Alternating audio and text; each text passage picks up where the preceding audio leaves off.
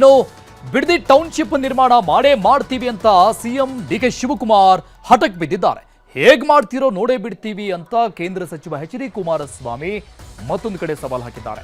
ರೈತರ ಭೂಮಿ ವಿಚಾರದಲ್ಲಿ ಆಗ್ತಾ ಇರುವ ರಾಜಕೀಯ ಈಗ ನೀನಾ ನಾನಾ ನೋಡೇ ಬಿಡೋಣ ಅನ್ನೋ ಹಂತಕ್ಕೆ ಹೋಗಿದೆ. ಬಿಡದಿ ಟೌನ್ಶಿಪ್ ನಿರ್ಮಾಣಕ್ಕೆ ಡಿಕೆ ಶಿವಕುಮಾರ್ ಸರ್ಕಾರ ಮೊದಲ ಹೆಜ್ಜೆ ಇಟ್ಟಾಗಿದೆ. ಮೊನ್ನೆ ಅಷ್ಟೇ 3 ಗ್ರಾಮಗಳಲ್ಲಿ ಭೂ ಸ್ವಾಧೀನಕ್ಕಾಗಿ ಅಧಿಸೂಚನೆಯನ್ನ ಹೊರಡಿಸಿದ್ರು. ನಿನ್ನೆಯಿಂದ ರೈತರಿಗೆ ನೋಟಿಸ್ ಕೊಡುವ ಕೆಲಸ ಕೂಡ ಈಗಾಗಲೇ ಶುರುವಾಗ್ಬಿಟ್ಟಿದೆ. ಯಾವಾಗ ರೈತರಿಗೆ ನೋಟಿಸ್ಗಳು ಜಾರಿ ಆಯಿತು ಆಗ್ಲೇ ಹೋರಾಟಗಳು ಶುರುವಾಗ್ಬಿಟ್ಟಿದೆ. ಈಗ ಸರ್ಕಾರದ ಅಧಿಸೂಚನೆ ವಿರೋಧಿಸಿ ರೈತರ ಹೋರಾಟಕ್ಕೆ ಜೆಡಿಎಸ್ ಕೂಡ ಸಾಥ್ ನೀಡಿದೆ. ಸರ್ಕಾರದ ವಿರುದ್ಧ ಹೋರಾಟವನ್ನ ಜೆಡಿಎಸ್ ತೀವ್ರಗೊಳಿಸ್ತಾ ಇದೆ. ಅದರಲ್ಲೂ ಬಿಡದಿ ಟೌನ್ಶಿಪ್ಗೆ ಮೊದಲು ಅಡಿಗಲ್ಲು ಹಾಕಿದ್ದ ಕುಮಾರಸ್ವಾಮಿ ಅವರೇ ಈಗ ಬಿಡದಿ ಟೌನ್ಶಿಪ್ ವಿರೋಧ ಮಾಡ್ತಾ ಇರೋ ರೈತರಿಗೆ ಬೆಂಬಲವನ್ನ ಕೊಟ್ಟಿದ್ದಾರೆ. 2006ರಲ್ಲಿ ಟೌನ್ಶಿಪ್ಗೆ ರೈತರು ವಿರೋಧಿಸಿದ್ದಕ್ಕೆ ಯೋಜನೆಯನ್ನ ಕೈಬಿಟ್ಟಿದೆ. ಈಗ ಡಿಕೆ ಶಿವಕುಮಾರ್ ಭೂ ಮಾಫಿಯಾದವರ ಜೊತೆ ಸೇರ್ಕೊಂಡು ಲೂಟಿ ಮಾಡೋಕೆ ಬಿಡದಿ ಟೌನ್ಶಿಪ್ಗೆ ನೋಟಿಸ್ ಅನ್ನ ಕೊಡ್ತಾ ಇದ್ದಾರೆ. ನಾನು ಮಾಡಿದ್ದು ಸರ್ಕಾರದಿಂದ, ಡಿಕೆ ಶಿವಕುಮಾರ್ ಮಾಡ್ತಾ ಇರೋದು ಸರ್ಕಾರದ ಹೆಸರಲ್ಲಿ ರಿಯಲ್ ಎಸ್ಟೇಟ್ ಏಜೆಂಟ್ಗಳಿಗೆ ಅನುಕೂಲ ಮಾಡಿಕೊಡಲು ಅಂತ ಕಿಡಿಕಾರಿದ್ದಾರೆ. ರೈತರಿಗೋಸ್ಕರ ಕಾನೂನು ಹೋರಾಟನೂ ಮಾಡ್ತೀವಿ ಅಂತ ಸವಾಲ್ ಹಾಕಿದ್ದಾರೆ. 12,000 ಕೋಟಿ ಬಂದ ಮೇಲೆ ಅಲ್ಲಿ ಡೆವಲಪ್ಮೆಂಟ್ ಮಾಡಬೇಕಲ್ಲ. ಏರಿಯಾನ ಡೆವಲಪ್ಮೆಂಟ್ ಸರ್ಕಾರ ಮಾಡಲ್ಲ, ಯಾರೋ ಒಬ್ಬ ರಿಯಲ್ ಎಸ್ಟೇಟ್ ಮಾಲೀಕನಿಗೆ ಕೊಡ್ತಾನೆ ಇನ್ವೆಸ್ಟ್ಮೆಂಟ್ ಮಾಡು ಅಂತ. ಇಲ್ಲಿ ಮಾಡ್ತಾ ಇರೋ ಕಾರ್ಯಕ್ರಮ PPP ಮಾಡಲು ಅವನು ಡೆವಲಪ್ ಮಾಡ್ತಾನೆ, ಯಾವನೋ ಇನ್ನೊಬ್ಬ ಡೆವಲಪ್ ಮಾಡಿದ್ಮೇಲೆ ಅವನೊಂದು ರೇಟು, ಅವನು ಮಾಡಿರೋ ಖರ್ಚು ಹೇಳ್ತಾನೆ, ಆ ಖರ್ಚಿನ ದುಡ್ಡು ಅವನಿಗೆ ಹೋಗ್ಬೇಕು. ಇನ್ನು ಉಳಿದಂಥದ್ದು ರೈತರಿಗೆ ಹಂಚೋದು. ಟೋಟಲಿ ಸರ್ಕಾರವೇ ರಿಯಲ್ ಎಸ್ಟೇಟ್ನ ಒಂದು ಏಜೆಂಟ್ಗಳಾಗಿ ಕೆಲಸ ನಿರ್ವಹಣೆ ಮಾಡ್ತಾರೆ. ಕುಮಾರಸ್ವಾಮಿ ಅವರು ಬೆಂಗಳೂರು ಸುತ್ತಮುತ್ತ ಲ್ಯಾಂಡ್ ಗ್ರ್ಯಾಬ್ ಮಾಡಲಿಕ್ಕೆ ರೈತರನ್ನ ಒಕ್ಕಲೆಬ್ಬಿಸಿ ಹೊರಟಿದ್ದಾರೆ ಅಂತ ಹೇಳಿ ಆ ಸಂದರ್ಭದಲ್ಲಿ ಹಲವಾರು ರೀತಿಯಲ್ಲಿ ಕಾಮೆಂಟ್ಸ್ ಮಾಡಿದ್ದಾರೆ. ಈಗ ಇವರೇನು ತರಾತುರಿಲಿ ಮಾಡಲಿಕ್ಕೆ ಹೊರಟಿದ್ದಾರೆ. ಇವರು ಮೊದಲೇ ರಿಯಲ್ ಎಸ್ಟೇಟ್ನ ಒಂದು ರೀತಿ ದೊರೆ ಅಂತ ಹೇಳ್ಬೇಕಾಯ್ತದೆ. 80% ವಿರೋಧ ಇದ್ದಾರೆ. ಅವ್ರಿಗೆಲ್ಲ ಯಾವ್ಯಾವ ರೀತಿ ಆಮಿಷ ಹೊಡೆದ್ರು ಆ ಹೆಣ್ಮಕ್ಳು ಕಳೆದ 500 ದಿನಗಳಿಂದ ರಸ್ತೆಯಲ್ಲಿ ಕೂತವರಲ್ಲ ಅಲ್ಲಿ. ಇನ್ನು ಬಿಡದಿ ಟೌನ್ಶಿಪ್ ವಿಚಾರದ ಬಗ್ಗೆ ನಿನ್ನೆ ಮಾತಾಡಿದ್ದ ಸಿಎಂ ಡಿಕೆ ಶಿವಕುಮಾರ್ ಮೋದಿ ಅವರ ಗಮನಕ್ಕೂ ತಂದಿದ್ದೀನಿ, ಅವರು 7 ಟೌನ್ಶಿಪ್ ಮಾಡಿದ್ರು ಅಂತ ಹೇಳಿದ್ರು. ಇದಕ್ಕೂ ಕುಮಾರಸ್ವಾಮಿ ಇವತ್ತು ತಿರುಗೇಟನ್ನ ಕೊಟ್ಟಿದ್ದಾರೆ.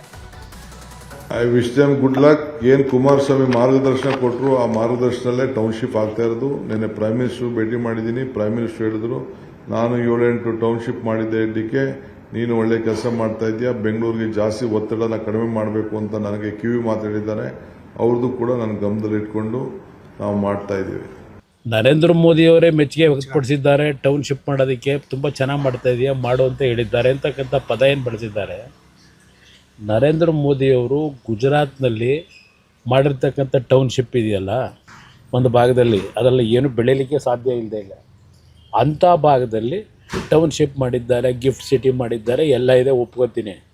ಇಲ್ಲಿ ಲಕ್ಷಾಂತರ ತೆಂಗಿನ ಮರ, ಅಡಿಕೆ ಗಿಡ, ಬಾಳೆ ಗಿಡ ಈ ರೀತಿಯ ಬೆಳೆ ಬೆಳೀತಾ ಇರ್ತಕ್ಕಂಥದ್ದು. ಅದರ ಜೊತೆಗೆ ಹೈನುಗಾರಿಕೆ ಇವತ್ತು 6 ಲಕ್ಷಕ್ಕೂ ಹೆಚ್ಚಿನ ಲೀಟ್ರ್ ಹಾಲು ಉತ್ಪಾದನೆ ಮಾಡ್ತಾ ಇರತಕ್ಕಂಥ ಭಾಗದಲ್ಲಿ ಈಗ ನಾನು ಟೌನ್ಶಿಪ್ ಮಾಡ್ತೀನಿ ಅಂದರೆ ಯಾರಾದರೂ ಅದನ್ನು ಮೆಚ್ಕೋತಾರ? ಇಲ್ಲ ಪ್ರಧಾನಮಂತ್ರಿಗಳಿಗೆ ಅದ್ರ ಬಗ್ಗೆ ಡೀಟೇಲ್ ಕೊಟ್ಟಿದ್ರೆ ಅವರು ಮೆಚ್ಕೋತಿದ್ರ?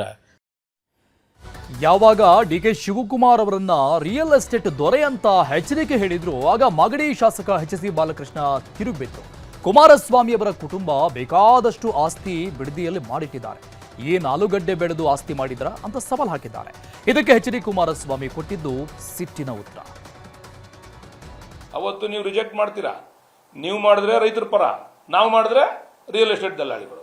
ಅನಿತಾ ಕುಮಾರಸ್ವಾಮಿ ಅವರ ಹೆಸರಿನಲ್ಲಿ 60 ಎಕರೆ ಜಾಗ ಐತೆ. ನಿಖಿಲ್ ಕುಮಾರಸ್ವಾಮಿ ಅಲ್ಲೇ ಸೇಮ್ ಅಕ್ವೈರ್ಡ್ ಲ್ಯಾಂಡಲ್ಲಿ ಇವತ್ತೇನು ಅಕ್ವಿಷನ್ ಆಗಿದೆ, ಹೆಂಗ್ ಬತ್ ಕೇಳಿ, ಅದು ಕೇಳ್ರಿ. ಆಲೂಗೆಡ್ಡೆ ಮಾರಿ ಏನಾರು ಅದು ಬಂದು ತಗೊಂಡ್ರೆ ಇಲ್ಲಿ ಹೆಂಗ್ ಬತ್ತು ದುಡ್ಡು? ಅದು ಎಲ್ಲಿಂದ ಬತ್ತು ದುಡ್ಡು?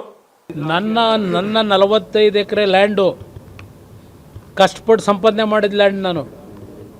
ನಿಮ್ಮ ಥರ ಹಡಬಿಟ್ಟಿದೆಲ್ಲ ಮಾಡಿದಿರಲ್ಲ, 1400 ಕೋಟಿ ತೋರಿಸ್ತಾ ಇದ್ದೀರಲ್ಲ, ಅದು ನನ್ನ ಜೀವನದಲ್ಲಿ ಮಾಡಿದ. ನಾನು ರಾಜಕಾರಣಕ್ಕೆ ಬರೋದಕ್ಕಿಂತ ಮುಂಚೆ ಕನ್ನಡ ಚಿತ್ರರಂಗಕ್ಕೆ 4 ಲಕ್ಷ ರೂಪಾಯಿ ಕೊಡ್ತಾ ಇದ್ದಂಥ ಹಂಚಿಕೆದಾರರು ಏನು ಕೊಡ್ತಾಯಿದ್ರು, 10 ಲಕ್ಷ 15 ಲಕ್ಷ ಕೊಡ್ತಕ್ಕಂಥ ಒಂದು ಬಿಸ್ನೆಸ್ಸನ್ನು ಅವತ್ತು ಏನು ಇಂಪ್ರೂವ್ ಮಾಡಿದೆ. ಇದು ಕುಮಾರಸ್ವಾಮಿ ಕೊಡುಗೆ. ಅಲ್ಲಿ ಬಂದಂಥ ಸಂಪಾದನೆಯಿಂದ ಲ್ಯಾಂಡ್ ತಗೊಂಡಿರೋದಲ್ಲಿ ಇಲ್ಲಿ ಯಾವೊಂದೋ ಇವ್ರನ್ನ ಕಿಡ್ನ್ಯಾಪ್ ಮಾಡಿದಂಥ ಭೂಮಿಗಳಲ್ಲ ಅದು. ಶಾಸಕ ಎಚ್.ಸಿ. ಬಾಲಕೃಷ್ಣ ಇಷ್ಟಕ್ಕೆ ಸುಮ್ಮನಾಗಲಿಲ್ಲ. ವಿಧಾನಸಭೆ ವಿಪಕ್ಷ ನಾಯಕ ಆರ್ ಅಶೋಕ್ ಅವರನ್ನೂ ಎಳೆದು ತಂದ್ರು.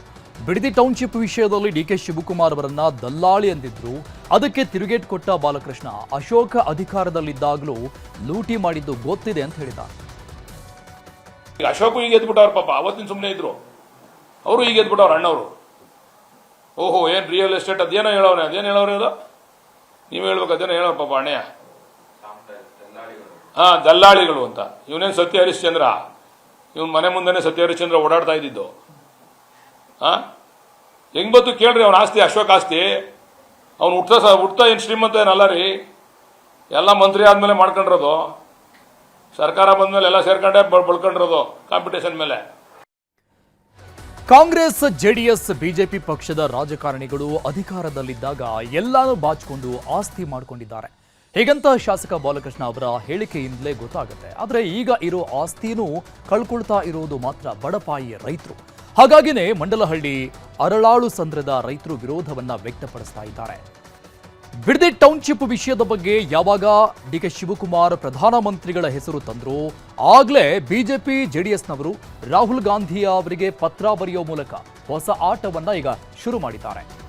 ರೈತರ ಹೋರಾಟಕ್ಕೆ ಈಗ ಜೆಡಿಎಸ್ ಯುವ ನಾಯಕ ನಿಖಿಲ್ ಸಾಥ್ ಕೊಟ್ಟಿದ್ದಾರೆ. ರೈತರ ಜೊತೆ ಪ್ರತಿಭಟನೆಯಲ್ಲಿ ಭಾಗಿಯಾದ ನಿಖಿಲ್ ಕುಮಾರಸ್ವಾಮಿ ಸರ್ಕಾರ ಜಿದ್ದು ಸಾಧಿಸಲು ಹೊರಟಿದೆ, ತರಾತುರಿಯಲ್ಲಿ ಸರ್ಕಾರ ಅಂತಿಮ ಅಧಿಸೂಚನೆಯನ್ನ ಹೊರಡಿಸಿದೆ, ಸರ್ಕಾರದ ಈ ನಿರ್ಧಾರ ಸರಿಯಲ್ಲ, ಟೌನ್ಶಿಪ್ ಯೋಜನೆ ಬೇಡ ಅಂತ ನಾನು ರಾಹುಲ್ ಗಾಂಧಿಗೆ ಪತ್ರ ಬರೀತೀನಿ ಅಂತ ನಿಖಿಲ್ ಕುಮಾರಸ್ವಾಮಿ ಇವತ್ತು ಹೇಳಿದರು. ಈಗ ನೋಡಿ, ರಾಹುಲ್ ಗಾಂಧಿ ಅವರು ಅಂಡಮಾನ್ ನಿಕೋಬಾರ್ಗೆ ಹೋಗಿ ಅಲ್ಲಿ ಪರಿಸರ ಸಂರಕ್ಷಣೆ ಮಾಡ್ತೀನಿ ಅಂತ ಹೋಗಿ ನಿಂತ್ಕೊಂಡಿದ್ರು, ಒಂದು ಕ್ಯಾಂಪೇನ್ ಮಾಡಿದ್ರು, ಅದರಲ್ಲೊಂದು ಕೋಟ್ ಮಾಡ್ತಾರೆ, ಗ್ರೀನ್ ಓವರ್ ಗ್ರೀಡ್ ಅಂತ. ಇಲ್ಲೂ ಕೂಡ ಹಸಿರು ಕ್ರಾಂತಿ ಇರ್ತಕ್ಕಂಥ ಜಿಲ್ಲೆ, ಹಸಿರು ಕ್ರಾಂತಿ ಇರ್ತಕ್ಕಂಥ ಹಳ್ಳಿಗಳಿದೆ. ದಯವಿಟ್ಟು ಬಂದು ವಾಸ್ತವಾಂಶ ಗೊತ್ತಿಲ್ಲ ಅಂತಕ್ಕಂಥದ್ದಾದರೆ ಅವ್ರ ಪಾಪ ಇಲ್ಲಿ ಬರ್ಲಿಕ್ಕೆ ಆಗೋದಿಲ್ಲ. ಅವ್ರು ಭಾಳ ದೊಡ್ಡವರಿದ್ದಾರೆ. ಹಾಗಾಗಿ ಅವ್ರಿಗೊಂದು ಪತ್ರ ನಾನೇ ಬರೆದು ಕಳಿಸಿದ್ದೀನಿ.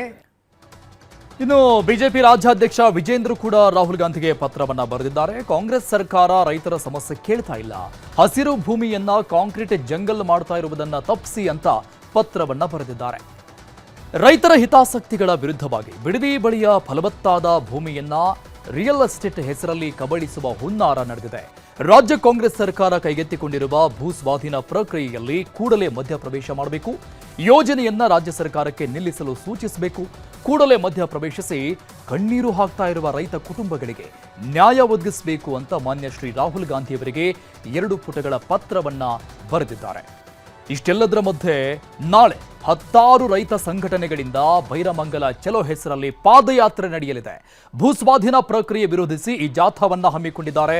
ಇನ್ನು ಜೂನ್ 21 ಭಾನುವಾರ ಬಿಡದಿಯ 27 ಹಳ್ಳಿಗಳಲ್ಲಿ ನಿಖಿಲ್ ಕುಮಾರಸ್ವಾಮಿ ಪಾದಯಾತ್ರೆಗೆ ಕರೆ ಕೊಟ್ಟಿದ್ದಾರೆ. ಒಟ್ಟಿನಲ್ಲಿ ಬಿಡದಿ ಟೌನ್ಶಿಪ್ ವಿಷಯದಲ್ಲಿ ರಾಜಕೀಯ ಮೇಲಾಟ ಜೋರಾಗಿ ನಡೀತಾ ಇದ್ದು, ಹೋರಾಟಗಳು ತೀವ್ರ ಸ್ವರೂಪವನ್ನ ಪಡೆದುಕೊಳ್ಳಲು ಶುರು ಮಾಡಿವೆ.